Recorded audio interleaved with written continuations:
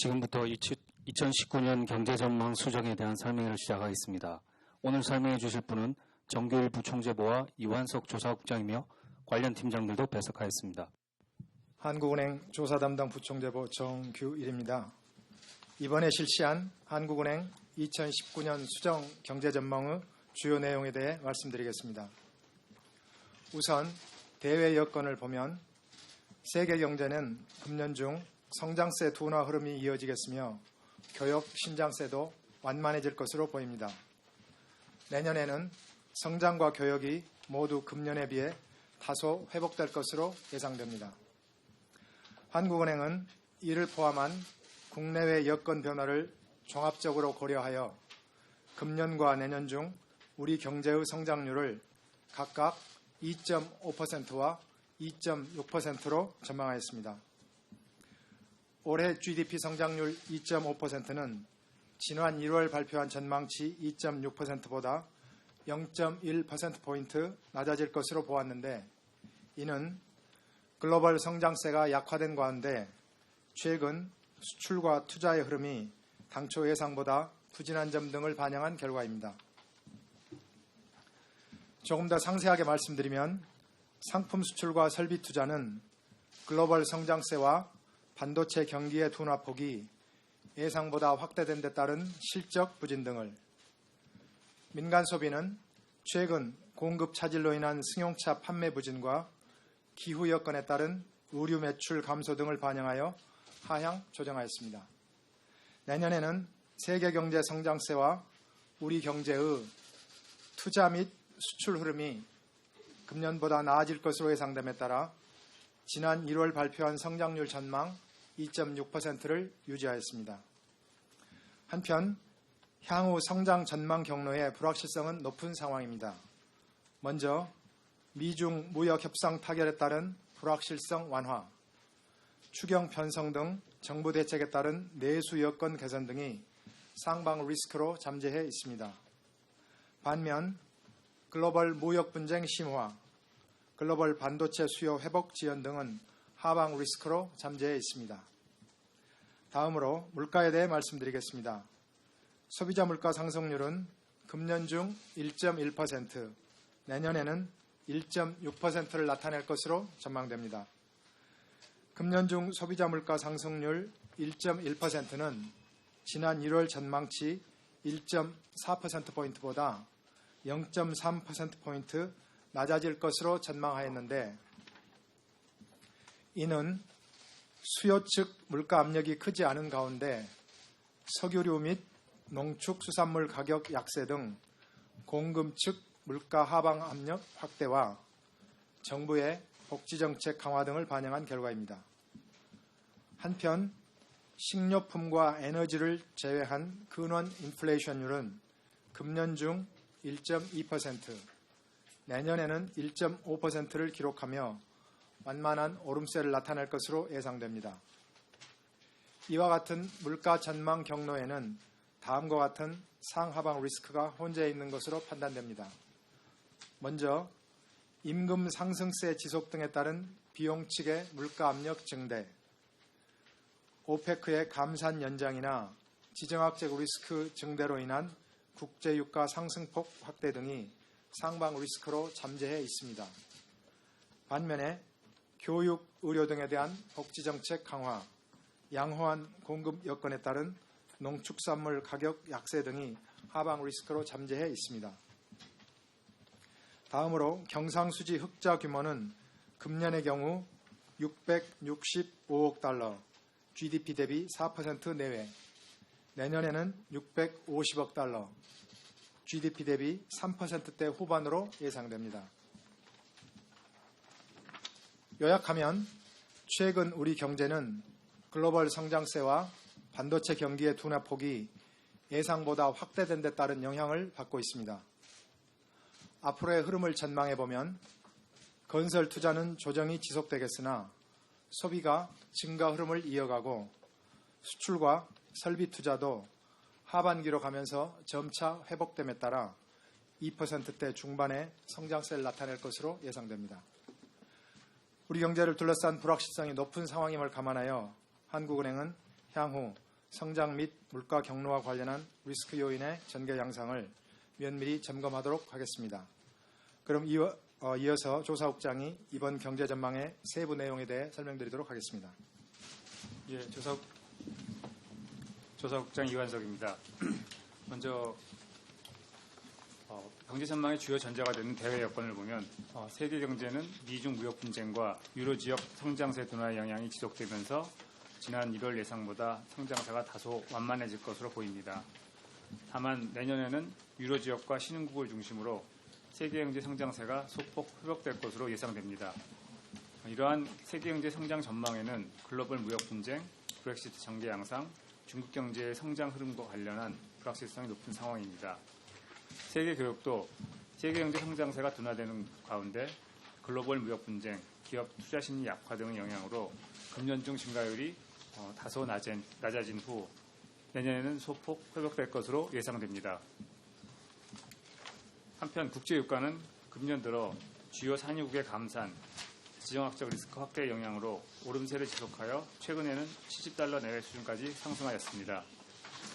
앞으로 국제유가는 주요 산유국의 감산 연장, 미국의 이란 제재가 상방 리스크로, 주요 원유 수입국의 경기 둔화 심화가 하방 리스크로 혼재해 있어 변동성이 확대될 가능성이 있으나 연간 전체로는 지난해에 비해서 낮은 수준을 나타낼 것으로 예상됩니다. 이러한 여건 하에서 금년도 경제 성장률은 2.5%로 전망되었습니다. 지난 전망에 비해 금년 성장률 전망치를 0.1%포인트 낮추었는데 이는 1, 4분기 흐름이 당초 예상보다 부진한 점을 주로 반영한 것입니다. 앞으로는 재정정책이 확장적으로 운영되는 가운데 소비가 완만한 증가세를 이어가고 설비 투자와 수출은 하반기 이후 점차 회복될 것으로 예상됩니다. 부문별로 보면 민간 소비는 1, 4분기 중 주춤한 모습을 보이면서 지난해보다 증가율이 다소 낮아지겠으나 완만한 증가 흐름은 이어갈 것으로 예상됩니다.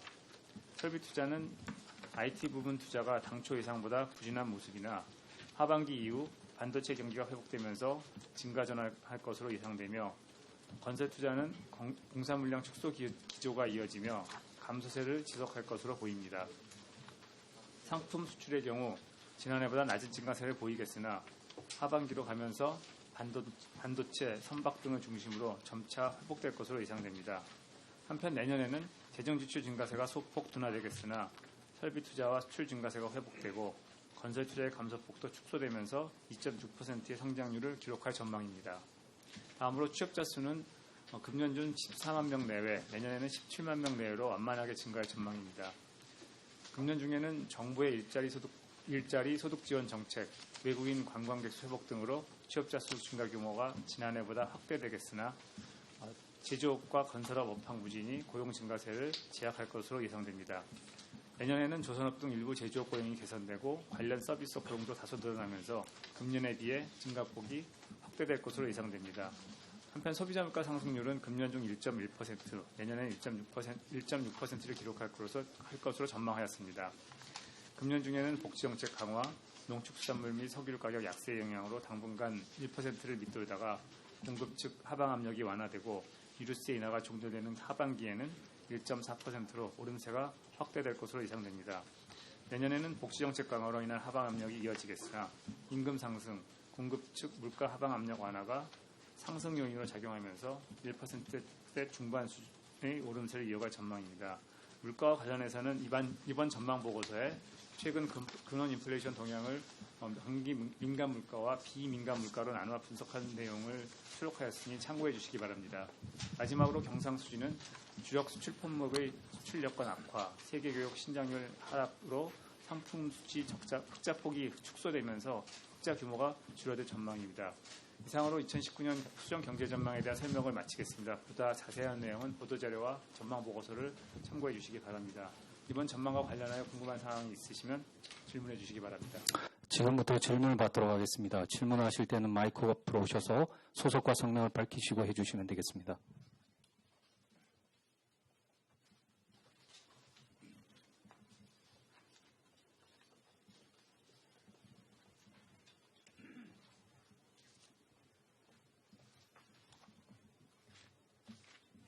저 아시아경제 심나영입니다.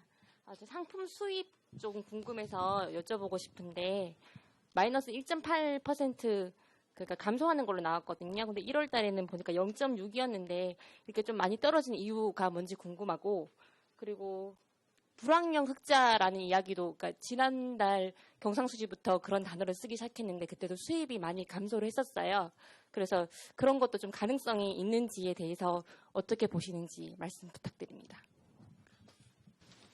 예, 우선 상품 수입 증가율이 이제 지난번 전망할 때 연간 2.3에서 우리가 이번에 이제 1.6%로 이제 조정을 했습니다. 하락 조정을 했는데, 잘 아시겠지만 우리나라 그 상품 수입이라는 게 이 구조가 지난번에도 한번 말씀드린 것 같은데, 이 원자재, 자본재, 소비재 그 구조가 5대 3.3대 1.7 뭐 그 정도 비중입니다. 그래서 우리 수입이라는 것은 주로 생산이나 수출과 연결되어 있는 거기 때문에 우리 그 수출이 전반적으로 이렇게 이제 하향 조정을 하게 되면은 수입도 그에 따라서 링크가 되어 있기 때문에 하향 조정을 하게 되는 이제 그런 효과가 제일 컸다, 그렇게 설명을 드리겠습니다. 그 다음에 불황형 흑자는 이제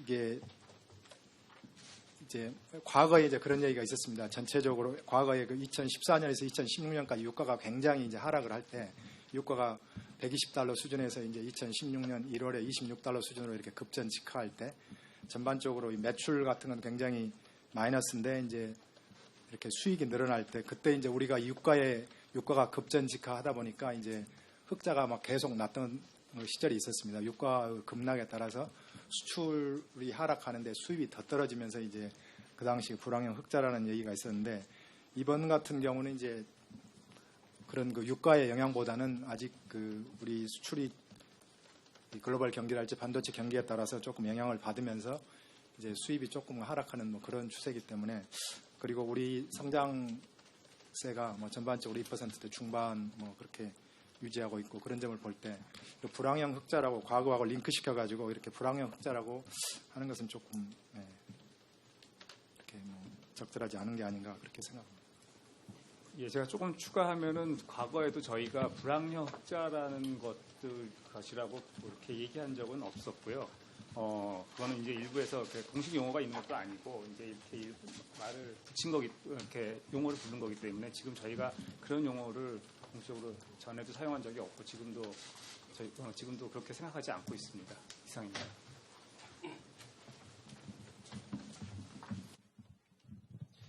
예, 안녕하세요. 저 이투데이 김남현입니다. 몇 가지 질문 드릴까 하는데요. 그 소비자 물가가 올해 지금 1.1% 전망을 하셨는데요. 지금 실적치 대비해서 대충 그 계산을 해보면 매월 소비자 물가가 1.2%를 성장해도 1.1% 달성이 어렵더라고요. 한 소수점으로 한 1.12 뭐 몇몇 프로 돼야 겨우 반올림에서 1.1% 되는 것 같은 그 산수 계산이 나오던데요. 작년에도 보면 연초에 한 0%대 물가를 보이다가 작년 하반기 가면서 한 1.5% 정도 물가를 보이면서 그 물가가 뭐 한 지금 전망하시는 한 1.5% 뭐 이 정도 나왔던 것 같거든요. 근데 작년에는 보면 유가가 그 작년 중반 이후부터 뭐 전년 동월 대비로 40% 50%대 그 증가세를 상승세를 보이면서 사실상 유가가 그렇게 크게 올라줌으로 인해서 그 하반기 들어서 물가가 조금 한 1.5%대 정도 상승세를 보였던 걸로 제가 알고 있는데요. 이번에 뭐 국제유가가 최근 들어서 뭐 한 60달러, 70달러대에서 그냥 왔다 갔다 횡보하고 있고, 또 물론 뭐 상방 리스크도 있습니다만 여러 가지 불안실성이 있어서 작년같이 뭐 40, 50%씩 급증할 것 같지는 않은데, 지금 매월 1.2% 정도 이상 증가한다는 소비자 물가 상승세에 따른 기반한 1.1% 성장세가 너무 높아 보인다는 결론이거든요. 어떻게 이렇게 보시는지 좀 답변 좀 부탁드리고요. 매번 보는 얘기지만 설비 투자가 지난번 올해 연간이 2.0%였는데 0.4%예요. 매번 전망치 할 때보다 보면 설비 투자 전망은 너무 이게 막 크게 왔다 갔다 하던데 왜 이렇게 설비 투자 전망은 좀 외람됩니다만 못할까 뭐 이런 생각도 좀 듭니다. 왜 이렇게 그 설비 투자 전망치가 매번 전망할 때마다 틀려지는지 뭐 좀 궁금합니다.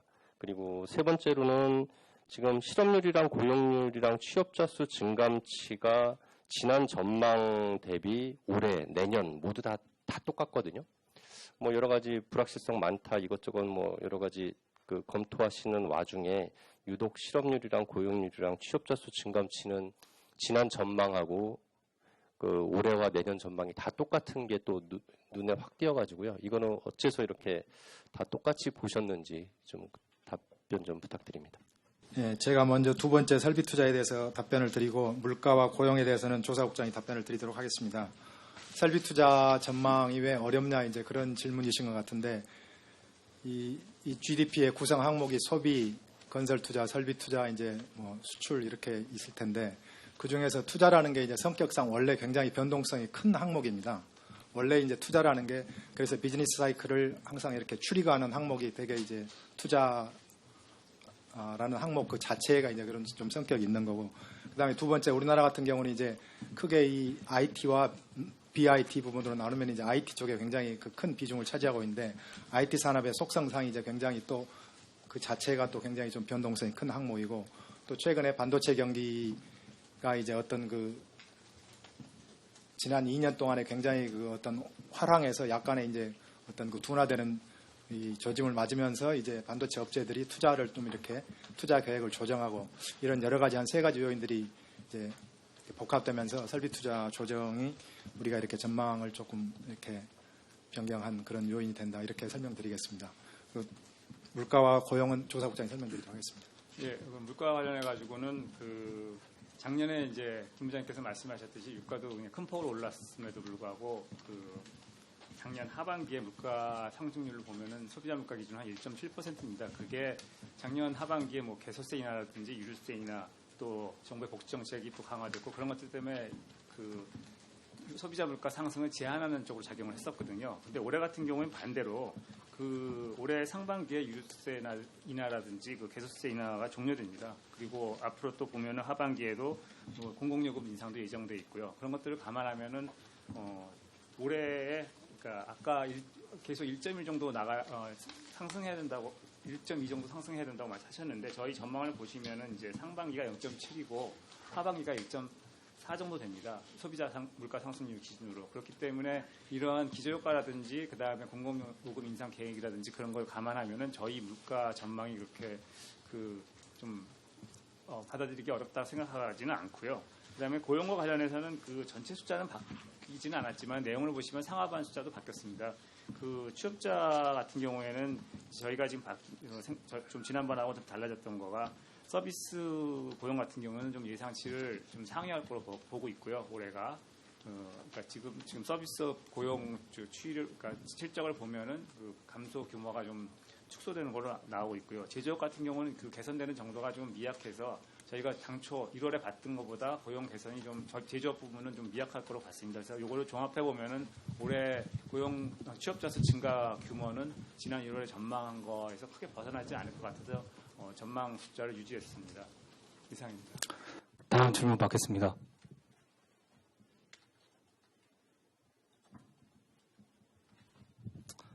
추가 질문이 없으시면 잠시만요.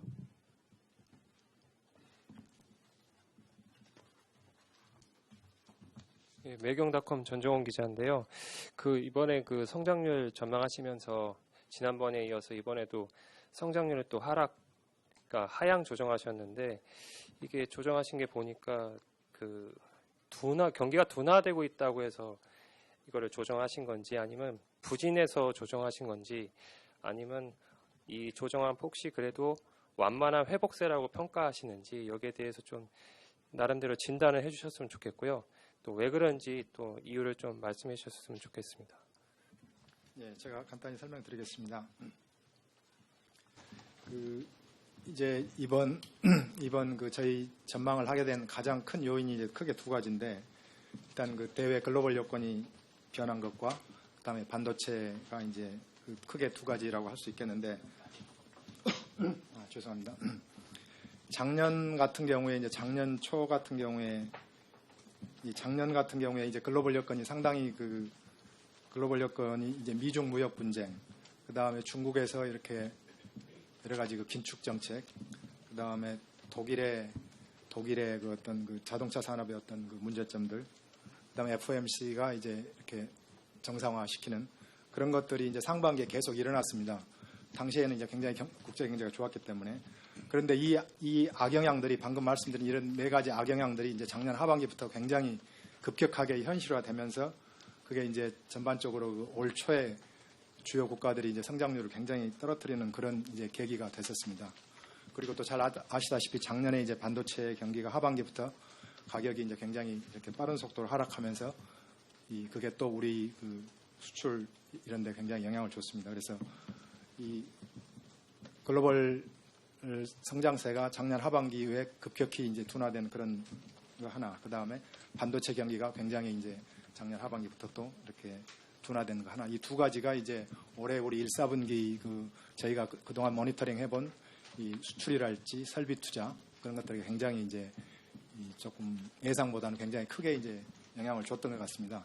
그래서 그런 모니터링을 한 결과 이제 우리가 1, 4분기 실적치가 우리 예상보다는 좀 안 좋을 것 같다 이런 것들이 이제 우리 이번 전망 조정의 큰 배경이 됐었고, 그 다음에 그러면 이제 하반기부터는 아까 이제 조금 더 호전될 거라고 그렇게 봤는데 그 이유는 뭐냐 그러면 이제 IMF랄지 이런 데서 이제 여러 가지 최근에 이게 전망도 하고 그랬는데 거기서 이제 여러 가지 그 전망을 하면서 이렇게 나오는 자료를 보면은 이제 중국이 올해부터 이렇게 굉장히 다시 부양 정책으로 돌아서고 있고 미국이나 ECB 또 일본 이런 데서 굉장히 그 어떤 금리 인상이랄지 어떤 그 긴축 그런 코스를 중단을 하고 약간의 그 어떤 완화적인 스탠스를 취하고 있고, 그 다음에 미중 무역 분쟁이 약간의 타결 기미가 보이고 있고, 그래서 하반기부터는 상당히 이런 글로벌 여건이 상반기에 나쁜 쪽으로 작용했던 글로벌 여건이 우호적으로 변하지 않겠느냐, 이게 이제 일반적인 컨센서스인 것 같습니다.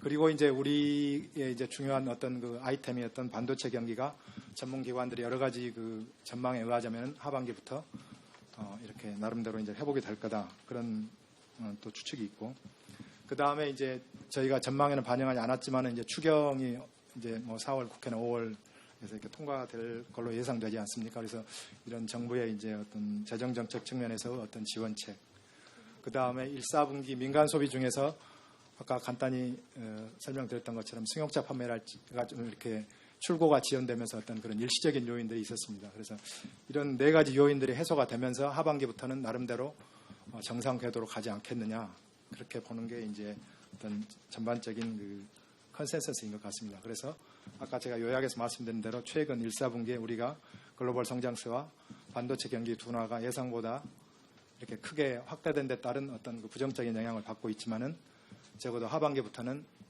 글로벌 경기와 어떤 반도체 경기 회복 그 전망에 비춰봤을 때 우리 어떤 GDP 세부 항목들이 나름대로 이게 점차 회복세를 보이면서 크게는 2%대 중반, 내년에는 2.6% 정도 현재 전망한 바로는 그 정도로 이렇게 흐름으로 이어지지 않겠느냐, 그렇게 보고 있습니다. 네, 안녕하세요. 블룸버그 통신 엄지영 기자입니다. 두 가지 정도 질문을 드리겠는데요. 2019년 상반기에 건설 투자가 이제 6.4% 감소한다는데 하반기에는 0.3% 감소한다고 그렇게 전망을 하셨더라고요. 전체적으로는 뭐 감소긴 하지만, 그럼 이 건설 투자가 하반기에 급격하게 턴어라운드를 하는 건지 아니면은 작년 하반기 급격하게 감소했던 그런 거에 대한 기저효과의 결과로 이렇게 0.4%라는 하반기 전망이 0.3%로 감소로 나온 건지 궁금하고요. 또 두 번째로 좀 일각에서 제기되고 있는데 4월이나 5월 중에 경상수지가 월별로 봤을 때 적자를 기록할 거라는 그런 좀 관측이 있는데요. 그러니까 한은에 지금 상반기 경상 흑자 전망치를 보니까 245억 달러, 이거 반기 기준으로 봐도 상당히 약간 좀 최근 들어서 낮은 수치인데, 그러니까 월별로 경상수지 적자를 기록할 가능성에 대해서는 좀 어떻게 보시는지 좀 그 부총재분님께서 답변해 주시기 바랍니다. 감사합니다. 예, 우선 첫 번째 건설 투자 말씀드리겠습니다. 이제 이 전기 대비 숫자라는 게 기본적으로는 항상 기저 효과가 있는 거죠. 작년에 상저 하고였으면 금년에는 그 반대로 상저 하고가 되는 거죠. 작년하고는 기본적으로 기저 효과라는 게 있는 거죠. 그 다음에 이제 건설 투자라는 게 이제 잘 아시는 것처럼 이게 되게 2016년이 여러 가지 그 착공이랄지 분양 이런 것들이 피크였습니다. 그리고 그 이후에 이제 계속 이렇게 조금씩 하락을 했기 때문에 기본적으로 그리고 이제 건설 투자라는 게 보통 2년에서 2년 반 정도 걸리지 않습니까? 완공하는 데까지. 그래서 기본적으로는 한 내년까지 2020년까지는 기본적으로 이 조정 추세, 그러니까 이 감소세가 지속될 걸로 보고 있습니다. 기본적으로는 건설 투자라는 게. 다만 이제 이 건설 투자를 다시 분류하자면은 이제 건물과 토목 쪽으로 이렇게 분류할 수 있겠는데, 건물은 이제 그런 기본적인 그 조정세를 계속 이어갈 테고, 이제 토목 쪽에서 정부의 약간의 그 어떤 그 민간 토목 사업을 조금 더 이렇게 적극적으로 조기에 착공하도록 진행하는 그런 조치랄지, 약간의 그 토목 쪽에서 조금 그 정부의 어떤 그런 그 지원책 그런 것들에 힘입어서 약간의 이렇게 조금 이제 하반기부터는 좀 개선되지 않을까, 이제 그런 것들이 이번 그 전망의 근거에 깔려 있다, 이제 이렇게 이제 보시면 될 것 같습니다. 그다음에 두 번째 경상수지는 이제 기본적으로 경상수지라는 게 상품 수지와 서비스 수지, 그다음에 배당 수지 이렇게 있는데, 이 최근에 이제 경상수지 흑자폭이 이제 조금씩 우리 상품 수지 쪽에서 이제 이렇게 조금씩 줄었기 때문에 이제 저희가 경상수지 흑자폭은 조금씩 줄고 있는데, 이제 잘 아시다시피 4월이 이제 배당이 대규모로 일어나는 그런 달입니다.